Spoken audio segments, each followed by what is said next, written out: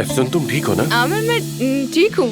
क्या कुछ हुआ है हमें? क्या जबरदस्त, बम्बास्टिक। अच्छा, बिल्कुल। तुम्हारे लिए सॉरी फील करती हूँ, वेरी सॉरी।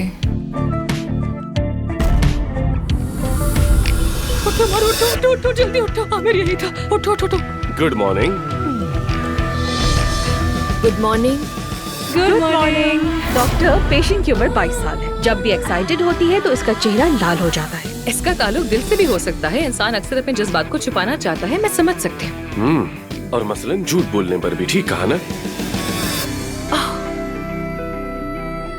ये फूल कहाँ से आए हैं, किसने भेजे हैं, सब पता कर फौरन। ठीक है, मैं अभी पता करती हूँ, फिक्र मत जल्दी कीजिए। करो। ओके।